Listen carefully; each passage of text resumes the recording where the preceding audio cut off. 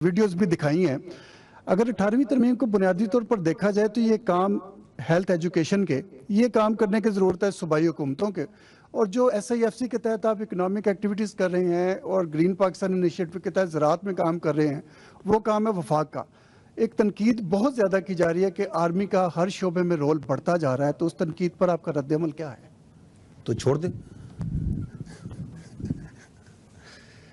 دیکھیں لیک بھائی, بات یہ ہے کہ جو پاکستان کی فوج ہے یہ قومی فوج ہے. آپ یہ پہلے سوال کریں کہ یہ اس فوج کے جو افسر ہیں, جو اس کے جوانان ہیں, جو اس کے غازی ہیں, ویٹرنز ہیں, اس کے شہداء کے ان کی جو اولادیں ہیں, وہ کہاں سے آتی ہیں؟ وہ اس ملک کے طول عرض سے آتی ہیں.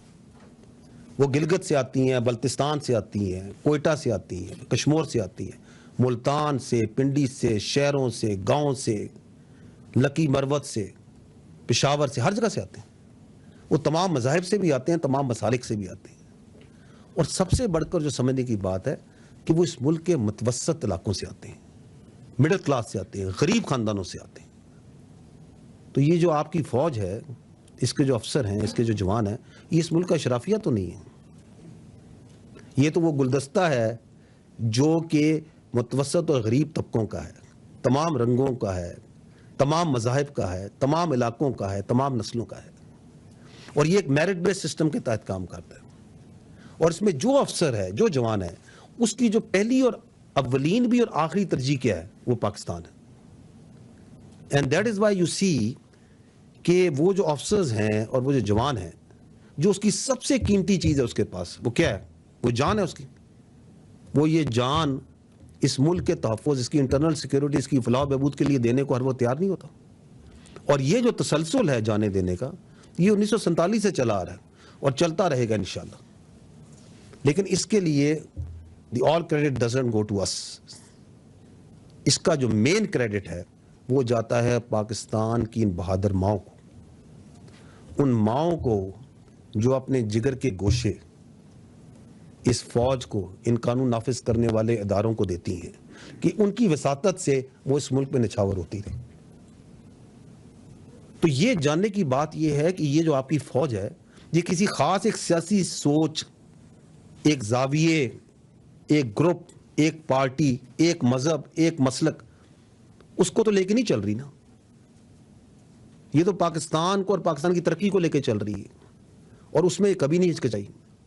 تو جو افسر, جو جوان, جو ادارہ اپنی جان دینے کو تیار ہے, تو اگر اس کو حکومت وقت یا کوئی بھی حکومت قانون کے مطابق کوئی کام دے جس میں پاکستان کا فائدہ ہو, تو وہ کیوں پیچھے ہٹے گا؟ کیا اس کے بعد منطق ہے وہ پیچھے ہٹے؟ تو یہ کام تو ہم کرتے آ رہے ہیں اور کرتے رہیں گے. اور آپ کو یہ بھی پتہ ہونا چاہیے کہ ہم سب یہ سمجھتے ہیں کہ اس وقت جو معاشی آپ کی سیکیورٹی ہے, جو اکنامک سیکیورٹی ہے, اس کا ایک بہت بڑا چیلنج ہے پاکستان کو. تو اگر یہ معاشی سیکیورٹی واقعتاً ایک چیلنج ہے, تو حکومت اگر قانون کے مطابق فوج کو کوئی کام تفویض کرتی ہے, تو فوج اس میں ہمیشہ بڑھ چڑھ کے حصہ لیتی ہے.